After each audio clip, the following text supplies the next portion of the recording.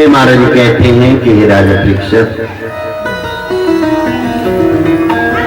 और माता देवहूति जी ने कपिलदेव मुनि जी से पूछा कि जो मनुष्य भगवान श्री नारायण जी से विमुख रहते हैं उनका मरने के बाद क्या हाल होता है।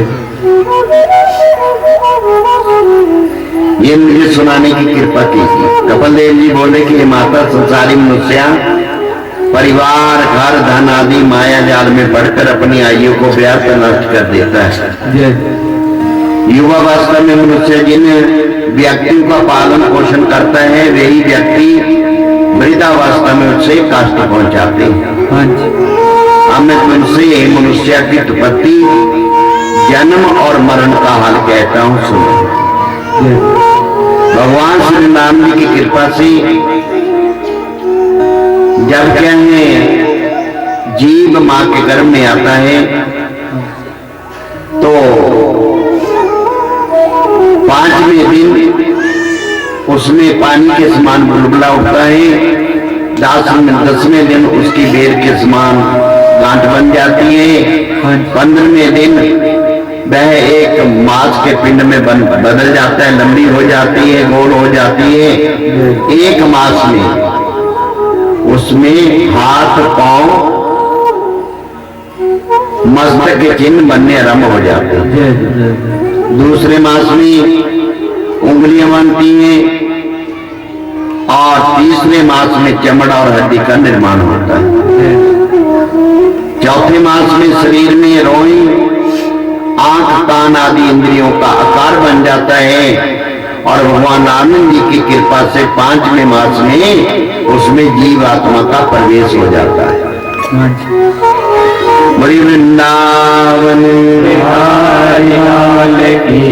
तब उसे भूख प्यास आने लगती है।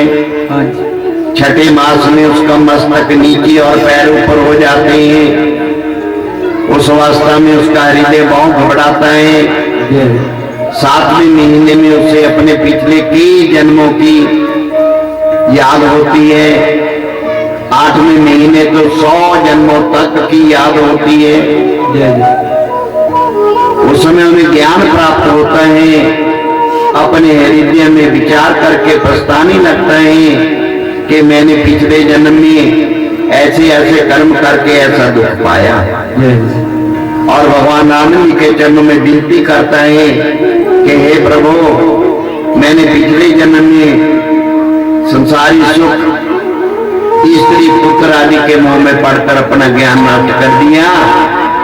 इस जन्म मरण से मुक्ति नहीं पा सका, संत महात्माओं का सत्संग नहीं कर सका और मैं यहाँ उल्टा लटका हुआ दुख पा रहा।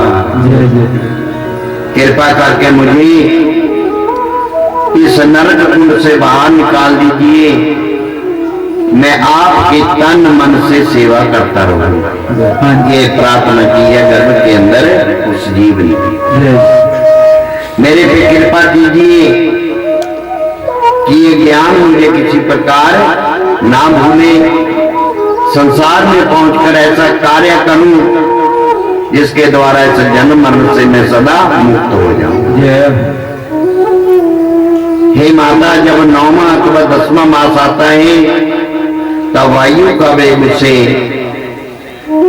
इस संसार में भेजता है तो गर्भावस्था में जमा होती है। जो कन्या होती है वो बाईं तरफ होती है और जो पुत्र होता है वो दाहिनी तरफ होता है। बोलिए बंके बिहारी लाल की जय।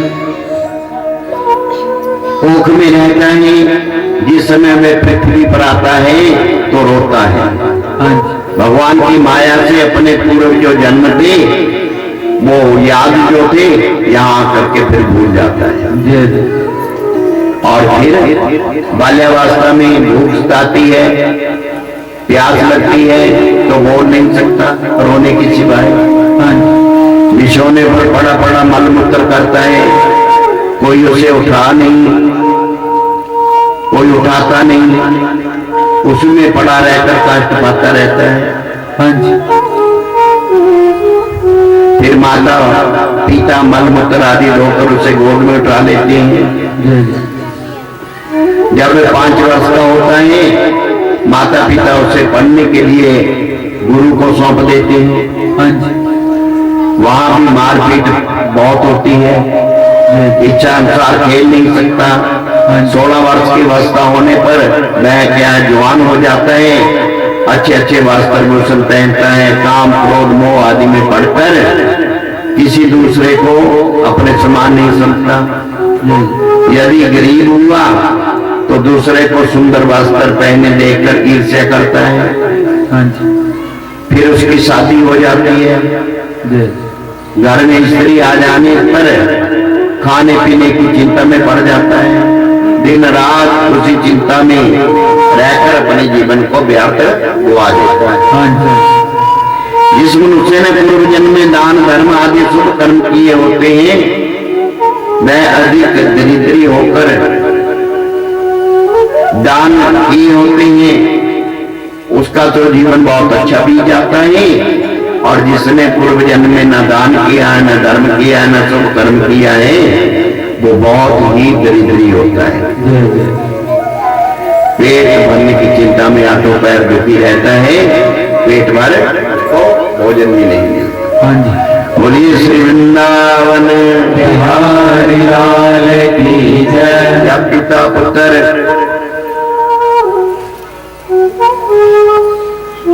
जब उसके घर में पुत्र पुत्री आदि प्रकट होते हैं तब वह उनकी ममता में पड़कर झूठ बोल करके धन कमाता है, उसका पालन पोषण करता है।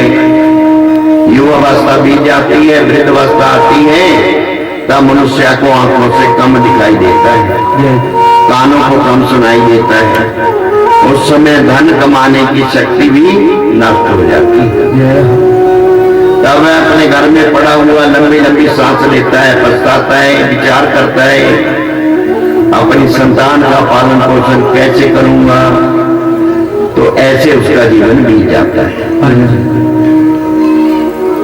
और पत्नियों फिर ऐसा भी समय आ जाता है कि परिवार वाले जो होते हैं जब बुरी अवस्था में जीव चला जाता है तो उसे बहुत सताते हैं। सब कष्टों को देखकर वह ईश्वर से क्या कहता है फिर, हे प्रभु अब क्या है, मेरे को यहां से उठा ले, मैं बहुत दुखी हो गया।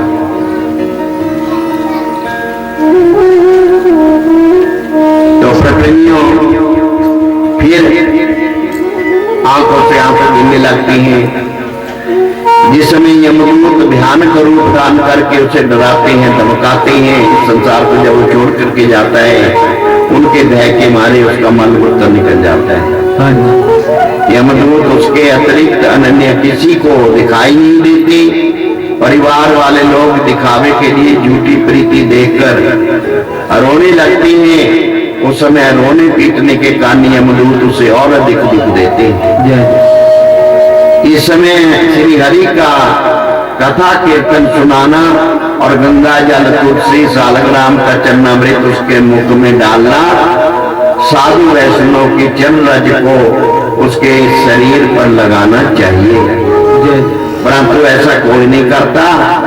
सब लोग दिखावे के लिए बैठे बैठे रोते ही रहते, प्राणी जय मर जाए। तो मरने के बाद इसका क्या हाल होता है, यमदूत इसको फिर कहां ले जाते हैं। यमराज पुरी के स्वामी यमराज के पास ले जाते हैं।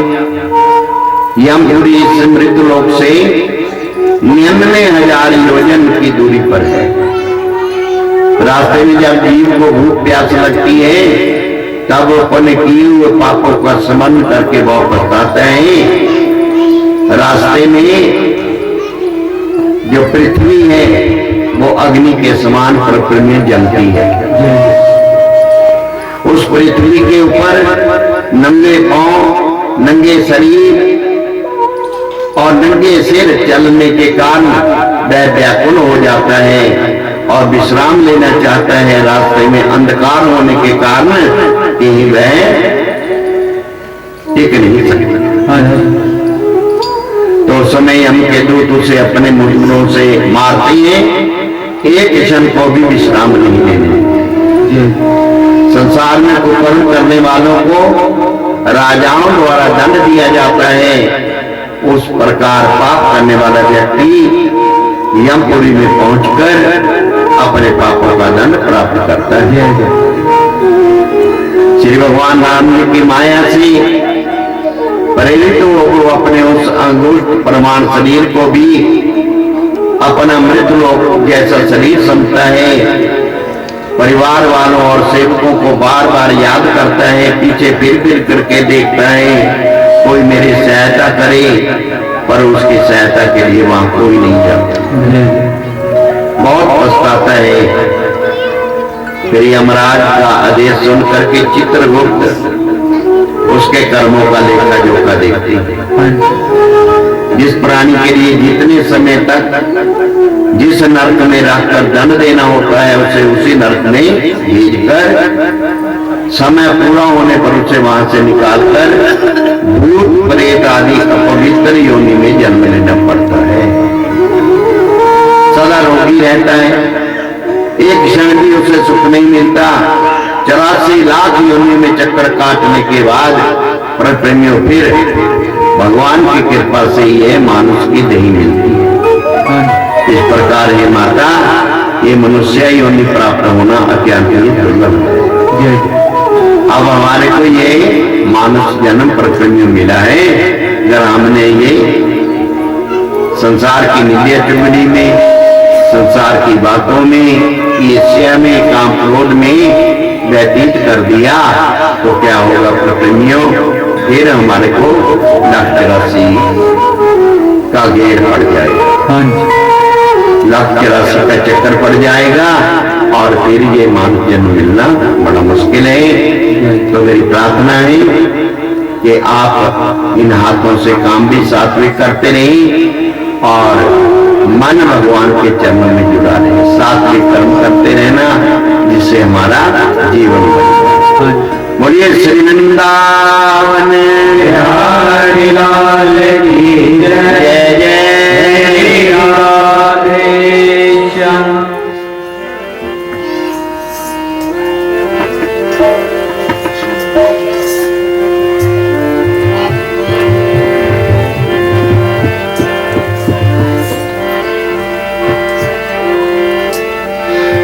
राधे श्याम बोल बोल मना मेरिया, राधे श्याम बोल बोल मना मेरिया, राधे श्याम बोल बोल मना मेरिया, राधे श्याम बोल बोल मना मेरिया, राधे श्याम बोल बोल मना मेरिया, सीताराम बोल बोल मना मेरिया, सीताराम बोल बोल मना मेरिया, सीताराम बोल बोल मना मेरिया, सीताराम बोल बोल मना मेरिया, सीताराम बोल बोल मना मेरिया।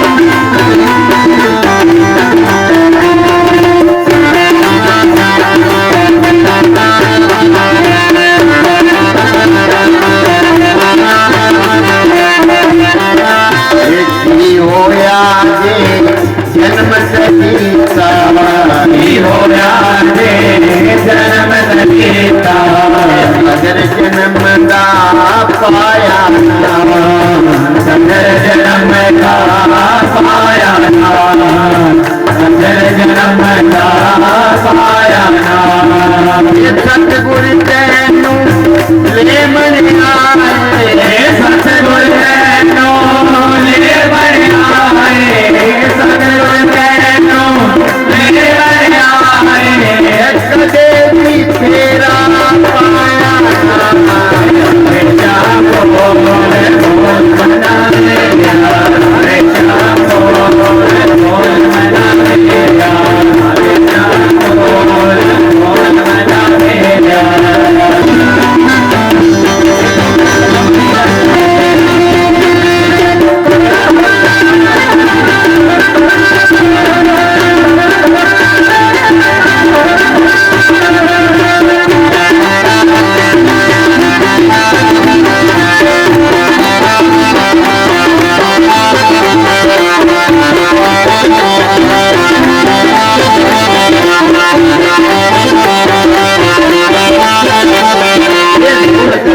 जेड़ा मेरा उसकी कदर की पीना, तेरा तेरा उसकी कदर की पीना।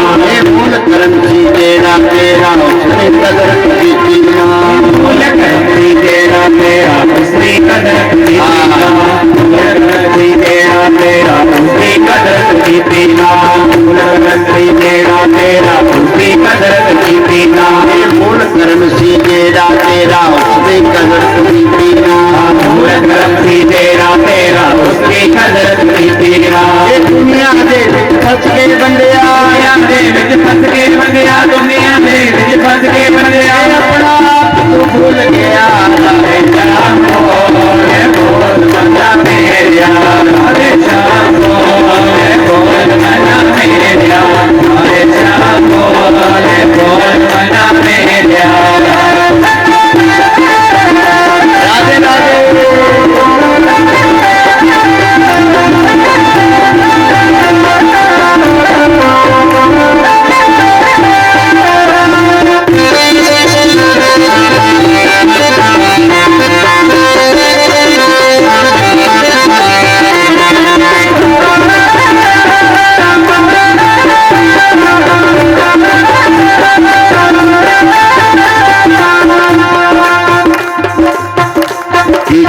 जग विच आन के कमाइयां कीतियां, जग विच आन के कमाइयां कीतियां।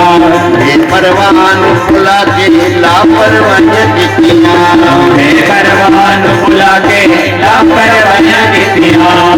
बेपरवान बुला के लापरवाहियां कीतियां। इसे चंगे पासे जिंदगी लगाई ना गई, इससे चंगे पास जिंदगी ये लगाई ना गई। जिंदगी विषयाधिकारा तो हटाई ना गई, जिंदगी विषयाधिकारा को हटाई ना गई। अंदरों हिलते दी मैल के दवाई ना गई, अंदरों हिलते दी मैल दवाई ना गई। बारों जिस्म दिया धूप से, बारों जिस्म दिया धूप से सफाइयां कीतियां, हरे श्याम बोल बोल मना मेरा, हरे श्याम बोल बोल मना मेरा, हरे श्याम बोल बोल मना मेरा, हरे श्याम बोल बोल मना मेरा। राधे राधे।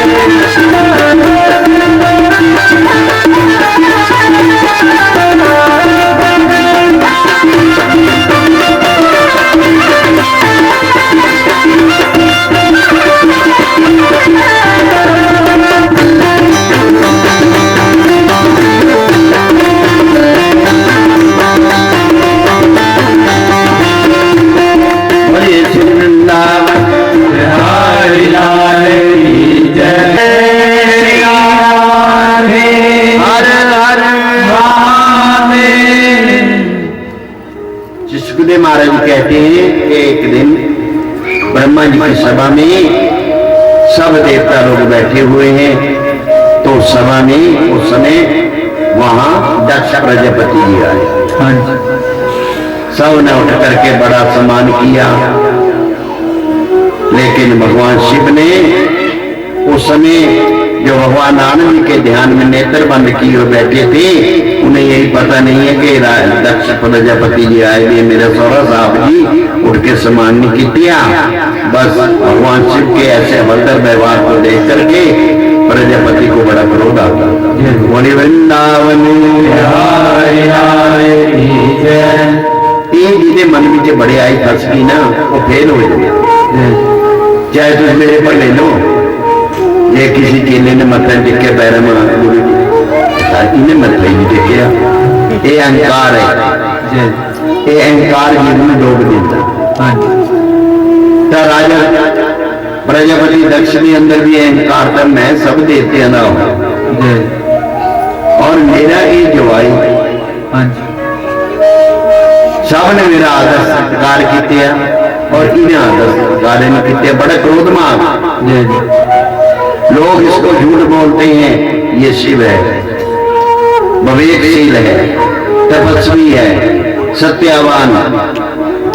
ये बात बेटा ही इसका नाम महादेव रख दिया लोगों ने। मेरे से तो बड़ी गलती हो गई, ब्रह्मा जी के कहने से अपनी कन्या का विवाह के साथ कर दिया। मेरी पुत्री से विवाह होने के कारण इसकी प्रतिष्ठा और बढ़ गई है। देखो कितना अहंकार है। मेरा दामाद होते हुए भी इन्होंने मेरे लिए प्रणाम नहीं किया, बड़ी भूल हो गई।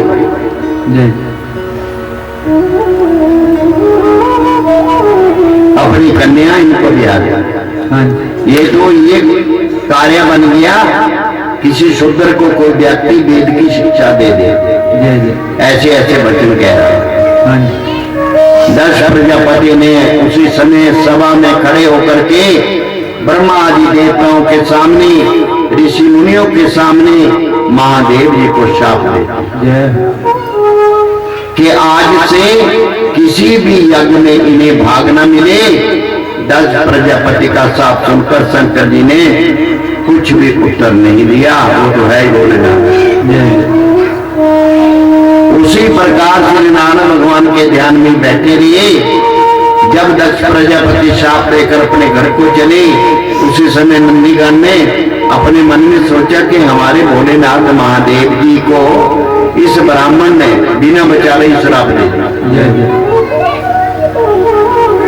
इसलिए उन्होंने भी कसूर तय किया, सारे ब्राह्मणों को श्राप दे दिया।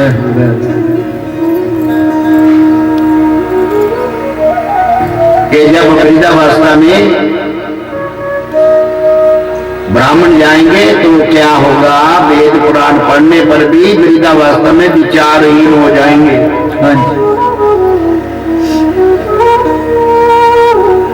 पाठ पूजा जप तप करनी मुश्किल हो जाएगी।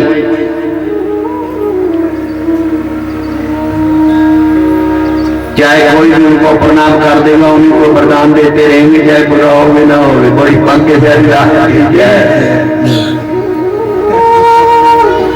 धर्म अधर्म का कोई विचार न करके चारों वर्णों में भोजन भी कर लिया करेंगे। नंदी ने जब ये श्राप दिया तो उस समय भृगु ऋषि जी भी वहां बैठे थे, वो ब्राह्मण थे। नंदीगण से बोले, अरे कसूर एक ने किया, अपराध एक ने किया, सब ब्राह्मणों को आपने श्राप दे दिया। इसलिए मैं भी जो शिव के भक्त है उनको श्राप देता हूँ कि वो भी मदरा पान किया करेंगे, अपनी देह में भस्म लगाया करेंगे, लोट होया करेंगे। मुद्दा है ये भृगु जी ने एक श्राप लगा। बड़े बड़े छीदर करा करके मुद्रा पहन लिया करेंगे और शिव जी भगवान जैसा ही योगी रूप दान कर लेंगे, पर जो वो पूजा पाठ करेंगे ऐसे लोग, उनको पूजा का कोई फल नहीं मिलेगा। मेरे ऐसे घरों में ना उन्होंने फल नहीं। दक्ष प्रजापति ने घर जाकर के मन में विचार किया कि ब्राह्मणों की सभा में ऐसा साप दिया है कि शिव जी को यज्ञ का भाग न दिया जाए, तो पहले ये कार्य मुझे ही करना चाहिए। सब देवताओं को, ऋषि मुनियों को, ब्राह्मणों को बुलाऊंगा और शंकर जी को यज्ञ में भाग नहीं दूंगा, फिर उनका बड़ा अनादर होगा। और मेरे इस कार्य को देख करके कोई भी मनुष्य अपने यज्ञ में शंकर को भाग न देगा। ये दृढ़ विचार करके दक्ष प्रजापति ने सब देवताओं को, दैत्यों को, ब्राह्मणों को, ऋषि मुनियों को निमंत्रण भेज दिया और यज्ञ की तैयारी करने लगे। भोले बाबा जी को कोई निमंत्रण नहीं मिला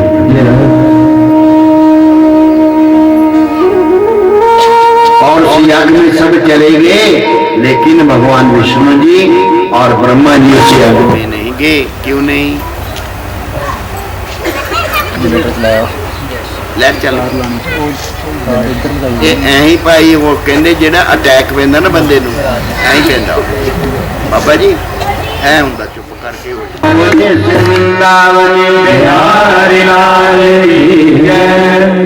जब सब देवता लोग अपने अपने विमानों पर बैठ करके गाते बजाते उसी यज्ञ में भाग लेने के लिए पृथ्वी में चले, तो विमानों की गनगनाहट सुन करके सती ने भगवान शंकर जी के गणों से पूछा कि भाई ये आकाश मार्ग में कैसी भीड़ भाड़ दिखाई दे रही है। उनके पूछे जाने पर गणों ने उत्तर दिया कि माता, आपके जो पिता है दक्ष प्रजापति, उन्होंने यज्ञ रचाया। उस यज्ञ में भाग लेने के लिए ये सब देवता जा रहे हैं अपनी अपनी स्त्रियों के सहित। सती जी ये बात सुनकर के बड़ी उदास हो गई कि पिताजी ने हमें कोई निमंत्रण नहीं दिया और शायद कार्य में अधिक व्यस्त होने से वो इस बात को भूल गए होंगे। पर प्रेमियों, सती जी भोले बाबा जी के पास जाकर के कहने लगी कि आज मेरे पिता के घर में यज्ञ है, हमें वहां जाना चाहिए। सती जी के ये वचन सुनकर के भोले बाबा कहने लगे कि आपके जो पिता हैं दक्ष प्रजापति, वो मुझसे चतुरता रखते हैं, वहां जाने पर अपमान होगा, बिना बुलाए नहीं जाना चाहिए। सती जी कहने लगी पिता के घर में, गुरु घर में यज्ञ में बिना बुलाए चले जाना चाहिए। भोले बाबा जी कहने लगे अगर प्रेम हो तब जाना चाहिए, ऐसे बिना बुलाए नहीं जाना चाहिए। भोले बाबा जी ने इनकार कर दिया, लेकिन सती जी ने हट कर लिया, तो भोले बाबा जी ने प्रेमियों उनके साथ अपने गण भेज दिए। आज जो शक्ति है वो अकेली जा रही है, शक्ति मां जो है वो भोले बाबा जी नहीं जा रहे, और धर्म जा रहा है, लेकिन धर्म की रक्षा करने वाला साथ नहीं है।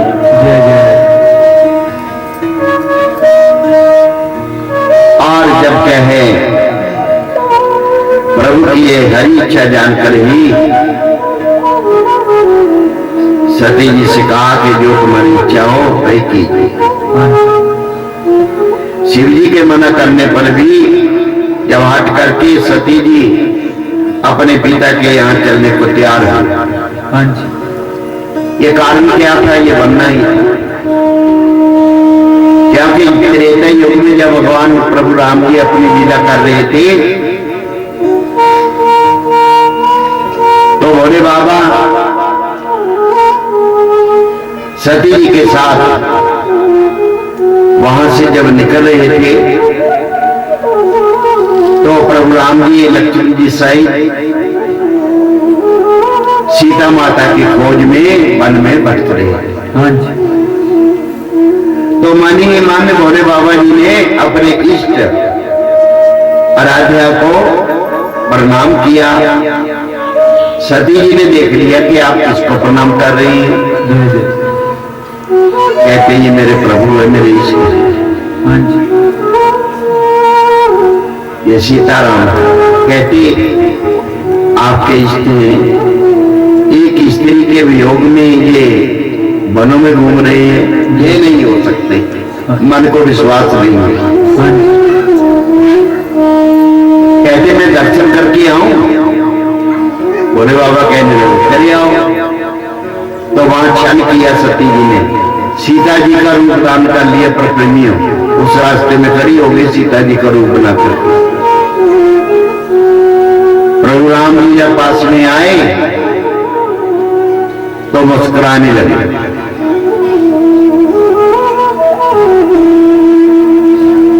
कहने लगी क्या देवी आज अकेली इस निर्जन वन में घूम रही हो, मेरे स्वामी मेरे इष्ट भोले बाबा कहाँ हैं? सती जी तो शर्मा गई। सिया राम में सब जगह।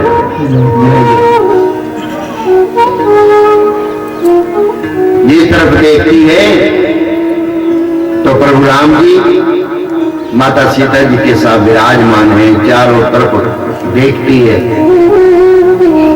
चकरा गई सती जी और मानी मन प्रणाम करके वहां से चल पड़ी।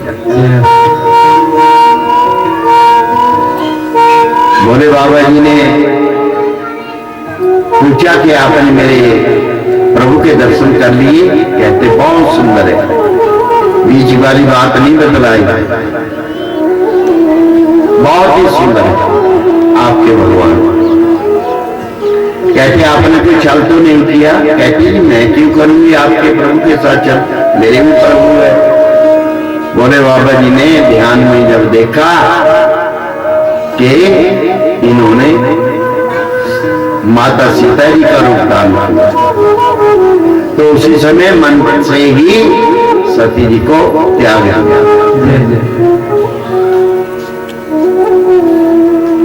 तो आज वो समय आ गया। जैसे ही सती जी यज्ञशाला में पहुंची तो बहनें मिलती है, तो किस रूम में मिलती है? बार बार पूछती है कि हमारे जीजा जी नहीं आए, आपके स्वामी नहीं आए, बार बार चिढ़ाती है उन्हें। और माता तो माता ही होती है, माता सती जी से मिली।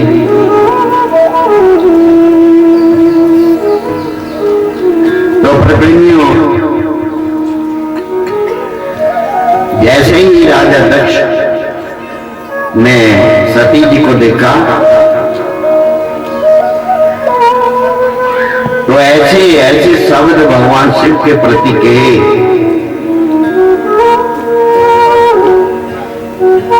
और कहा कि यज्ञ में शिव जी को भाग मत देना,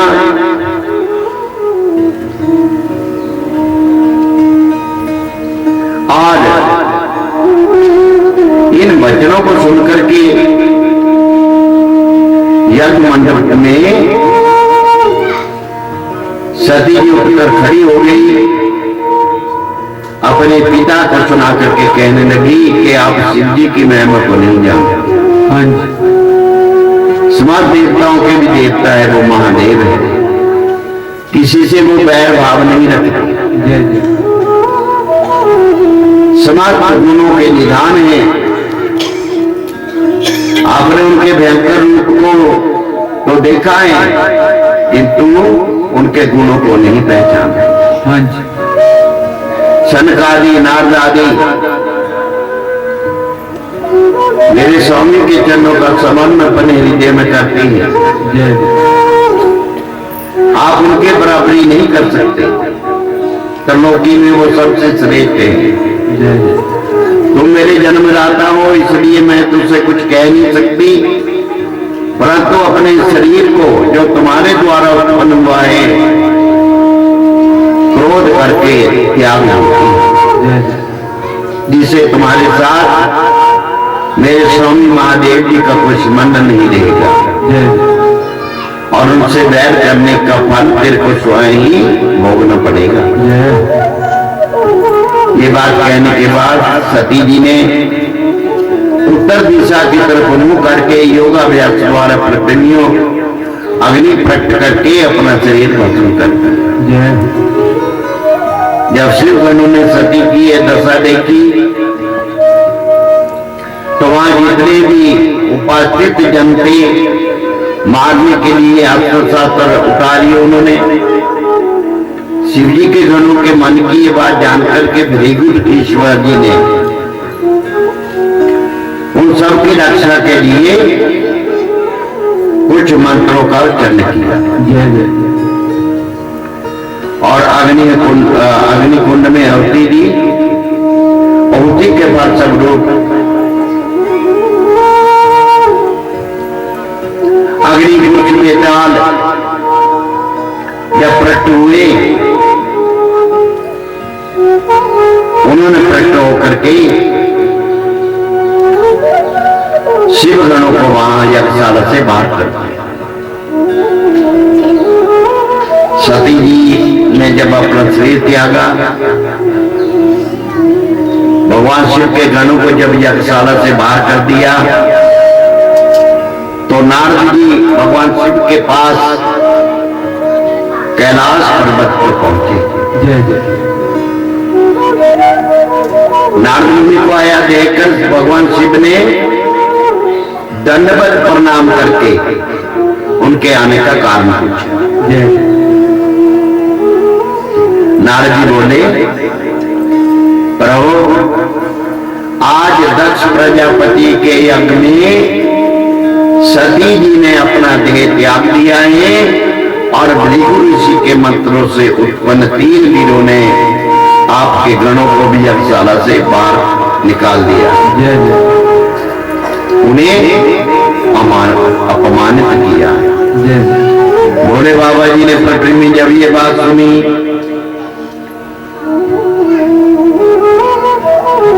तो नारद जी के चले जाने के बाद शंकर जी को बड़ा क्रोध आया। अपनी जटाओं में से एक बाल उखाड़कर भूमि पर डाला जिससे वीरभद्र नामक एक शक्तिशाली गण उत्पन्न हो गया। उस गण ने प्रभु के आगे प्रार्थना की कि प्रभु मुझे क्या आ गया है। महादेव जी ने कहा कि तुम सीधर दक्ष प्रजापति की यज्ञशाला में जाओ और दक्ष का सिर काटकर हवन कुंड में डाल दो। जो भी लोग वहां बैठे हो उनको यज्ञशाला से बाहर कर दो। वीरभद्र जी भोलेनाथ जी की आज्ञा पाते ही पहुंच जाते। वहां जाते ही उन्होंने पहले दक्ष प्रजापति का सर काटकर हवन कुंड में डाल दिया। भृगु ऋषि की दाढ़ी मूंछ उखाड़ दी। समस्त देवता ऋषि मुनि गंधर्व किन्नर ब्राह्मण आदि को जो उस यज्ञ में आए थे मार पीट कर वहां से बाहर कर दिया और यज्ञ को नष्ट भ्रष्ट करके सब सामग्री को बखेर दिया, फेंक दिया। जो व्यक्ति उस यज्ञ में आए थे बड़े भयभीत होकर के जहां तहां भागने लगे, कहने लगे कि महामूर्ख दक्ष प्रजापति ने देवताओं में जो सर्वोपरि है महादेव जी अपमानित करके दक्ष ने अपने कर्मों का फल पाया। और महाबली वीरभद्र जी ने यज्ञ को जब नष्ट भ्रष्ट कर दिया तो सारी बात जाकर के भोले बाबा जी को बतलाई। जब वीरभद्र जी ने लोगों को मार पीट कर यज्ञशाला से बाहर कर दिया, उन लोगों ने ब्रह्मा जी के सन्मुख उपस्थित होकर के अपना हाल सुनाया।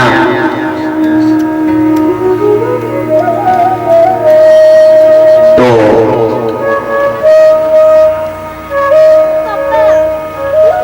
ब्रह्मा जी कहने लगे, हे देवताओं, हे ऋषियों, तुमने भी बहुत अशुभ कार्य किया जय जय जो यज्ञशाला में बैठकर भगवान शिव की बुराई सुनते रहे और अपनी यज्ञ में शिव जी का भाग बंद कर अपना अपना भाग लिया। हाँ जी उसी अपराध का परिणाम आपको प्राप्त है। जय जय शिव जी से बढ़ करके सर्वश्रेष्ठ प्राणी तीनों लोकों में देवताओं में नहीं है, वे परमपिता स्वरूप है। मैं उनसे कुछ कह सुन नहीं सकता, आप सभी मेरे साथ चलो उनकी शरण में, जय जिससे वो आपके अपराधों को क्षमा कर दें। हाँ जी ब्रह्मा जी सब देवताओं को ऋषि मुनियों को साथ लेकर कैलाश पर्वत पर पहुंचे। हाँ जी ब्रह्मा जी पर दृष्टिपात होते ही भगवान शिव ने उनका बड़ा भव्य स्वागत किया। जय जय दंडवत करके अपने समीप बैठाया। देवता आदि भी जो ब्रह्मा जी के साथ थे भगवान शिव को दंडवत प्रणाम करके बैठ जाते हैं और भगवान शिव के हृदय में दक्ष प्रजापति से वैमनस्य होने तथा सती द्वारा देह त्यागने का शौक नहीं था। इन समस्त बातों को भुला करके भोले बाबा को भगवत भक्ति में डालेंगे। हाँ जी उनके मस्तक में ये बातें ही नहीं आई कि ब्रह्मा जी सब देवताओं ऋषि मुनियों के साथ मेरे पास आए जय और ब्रह्मा जी के साथ हरि चर्चा में व्यस्त रहे। जय तब शिव जी के नाना प्रकार से जब ब्रह्मा जी ने स्तुति की तो ब्रह्मा जी कहने लगे, प्रभु आप तो सब देवों में पूज्य हैं। आपकी महिमा से दक्ष प्रजापति को पता नहीं था, अज्ञानवश उन्होंने आपका अपमान किया और उसका फल पाया। जय जय आपकी आशीर्वाद में कोई भी कमी नहीं है। अब जो कोई भी मनुष्य सूर्य की तरफ मुख करके थूके तो वो वहां नहीं जाएगा, उसी के ऊपर गिर जाएगा। जय यही दशा दक्ष की हुई। तो मेरी विनय सुन लीजिए, दक्ष प्रजापति के अपराध को क्षमा कीजिए। वीरभद्र के द्वारा जो भी घायल हुए उनको ठीक कीजिए और पुण्य पहले जैसा तथा दक्ष प्रजापति तो फिर जीवित होकर आप अपना यज्ञ पूर्ण कीजिए, जिससे समस्त देवता और ऋषि मुनि भी उस यज्ञ में अपना अपना भाग प्राप्त करेंगे। यदि आप भी स्वयं मेरे साथ चलेंगे तो मैं विष्णु भगवान को भी विनय पूर्वक साथ ले आऊंगा। यज्ञ करने में जो साकाल्या बचेगा यही भोले बाबा जी का भाग होगा। ब्रह्मा जी के बेटे सुनकर शंकर जी बोले कि ब्रह्मा जी मैं किसी अज्ञानी व्यक्ति के कहने से सुनने से रुष्ट नहीं होता। सती के देह त्याग देने से मुझे कुछ गुस्सा हो गया था। दक्ष प्रजापति को अपने कर्मों का फल मिल गया, सती का तो इसी तरह देहांत लिखा था। हरी इच्छा ऐसी थी सो पूरी हो गई। जैसी आप आज्ञा करेंगे मैं वैसा ही करूंगा।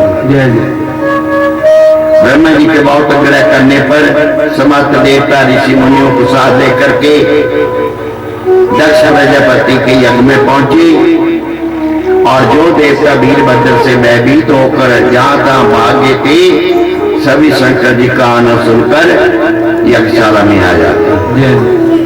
बोले बाबा जी ने अपनी कृपा दृष्टि डालकर सबके अंगों को ठीक ठाक कर दिया और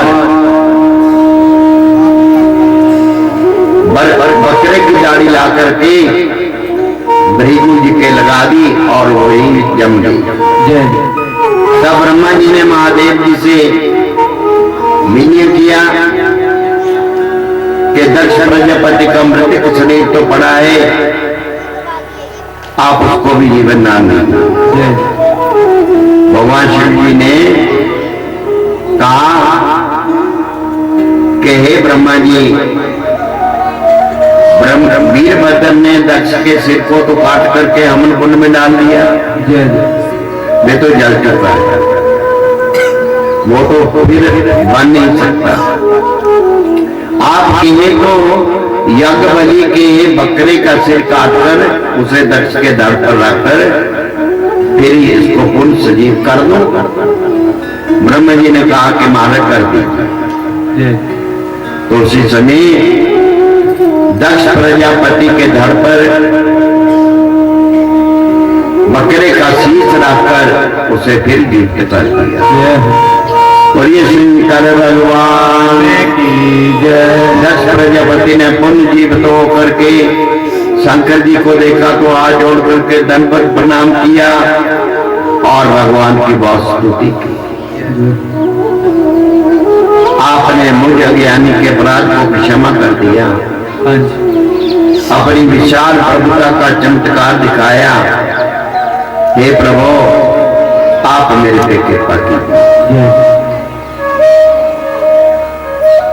दक्ष प्रजापति पुण्य यज्ञ पूर्ण करने के लिए आसन पर बैठ गए।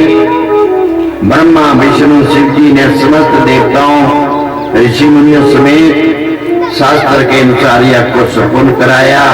यज्ञ के संपूर्ण होने पर यज्ञ पुरुष भगवान ने चतुर्भुजी रूप से हवन कुंड से प्रकट हो विजयंती माला, पुष्पमणि, सुगंधित पुष्पहार पहने गण पर विराजमान हो सब लोगों को दर्शन दे करके तीर्थार्थ कर।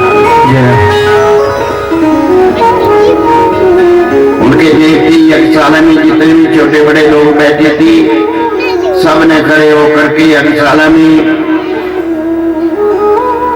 प्रभु को दंडवत प्रणाम किया, हाथ जोड़ करके उनकी स्तुति की। तत्पश्चात प्रजापति ने यज्ञपुरुष भगवान की विनती करके कहा कि प्रभु, मैंने यज्ञ के प्रारंभ में शंकर जी का अनादर किया था, इससे मेरा यह विध्वंस हो गया था। भगवान शंकर की कृपा से, उनकी कृपा दृष्टि से मुझे आपका दर्शन प्राप्त हुआ है। अब शंकर जी की कृपा जब हो गई तो आप भी कृपा करके मुझे ऐसा वरदान दीजिए जिससे कभी भी मेरी बुद्धि भ्रष्ट न हो। समस्त देवता, ब्राह्मण और ब्रह्मा, शिव, इंद्र और ऋषियों ने भी उन यज्ञ भगवान की वंदना की। तत्पश्चात यज्ञ भगवान ने दक्ष प्रजापति से कहा कि दक्ष, त्रिपुरारी महादेव जी का अनादर करके तुमने अनुचित कार्य किया। ब्रह्मा, विष्णु, महेश, इन तीनों देवताओं को तुम एक ही समान जानते हो। जिन निराकार प्रभु को सभी मनुष्य जपते रहते हैं और जिनको उत्पन्न करने वाला समझते हैं, उन्हीं के समन करने से तुमको ज्ञान प्राप्त होगा। बोलिए श्री वृंदावन, बोलिए भक्तवार भगवान की जय। श्री राधे। सभी के चरण प्रार्थना है, काल महाराज जी का जन्म मनाएंगे और भोलेनाथ जी की ये जो ब्याह का कथा है ये भी हम आपको कल को सुनाएंगे और उसके बाद फिर जन्म मनाएंगे। बोले बांके बिहारी लाल की जय। भोला आएंगे ओ नंदी पे सवार, नंदी पे सवार, भोले बाबा प्यारे लगते। भोला आएंगे ओ नंदी पे सवार, नंदी पे सवार, भोला बाबा प्यारे लगते। आएंगे ओ नंदी पे सवार, नंदी पे सवार, भोले बाबा प्यारे लगते। भोले आएंगे ओ नंदी पे सवार, नंदी पे सवार, भोले बाबा लगते भोले नंदी पे सवार नंदी पे सवार भोले बाबा प्यारे लगते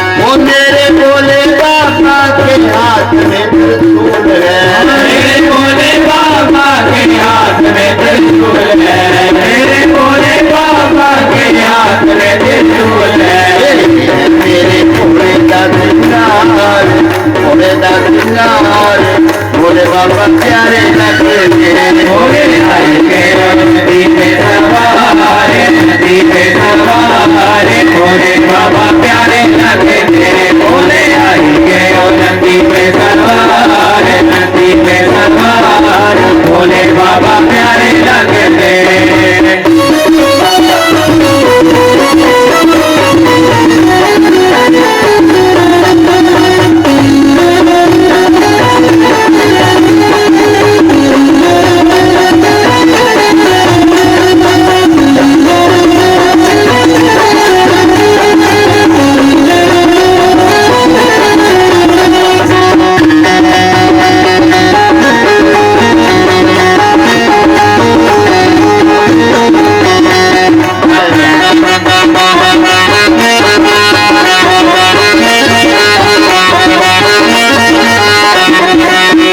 भोले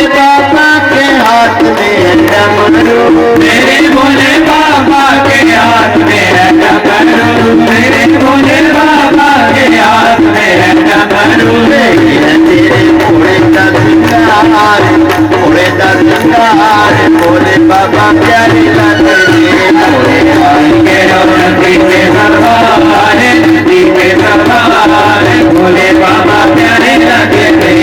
भोले आई के नंदी पे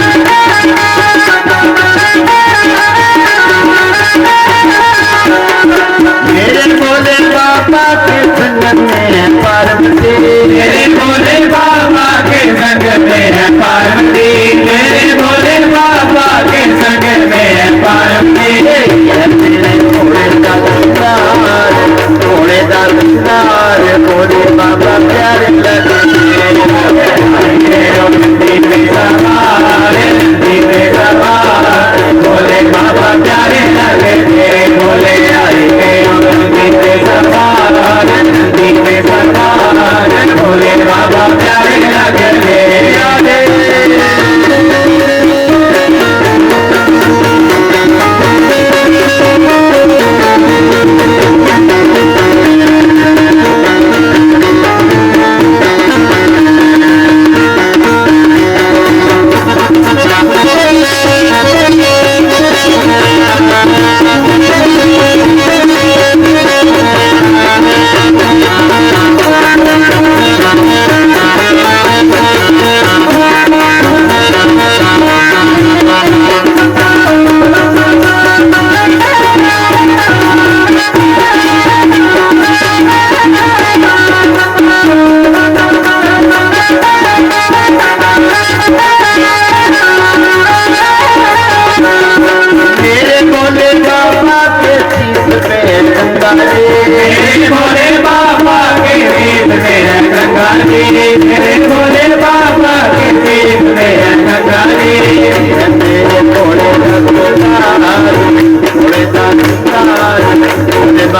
प्यारी लगती है। बोला आई के नंदी पे सवार, नंदी पे सवार, भोले बाबा प्यारे लगते। बोले आई के नंदी पे सवार, नंदी पे सवार, भोले बाबा प्यारे लगते।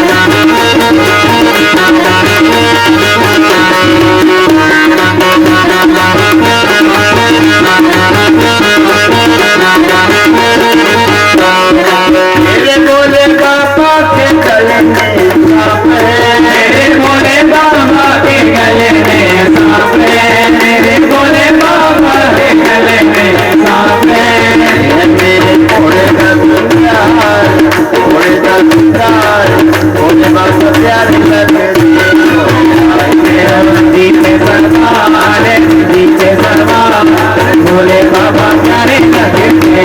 ओम नमो शिवाय, ओम नमो शिवाय, ओम नमो शिवाय, ओम नमो शिवाय, ओम नमो शिवाय, ओम नमो शिवाय, ओम नमो शिवाय, ओम नमो शिवाय, ओम नमो शिवाय, ओम नमो शिवाय, ओम नमो शिवाय, ओम नमो शिवाय। बोलिए शंकर भगवान की जय। हर हरे जय जय राधे। शिवा के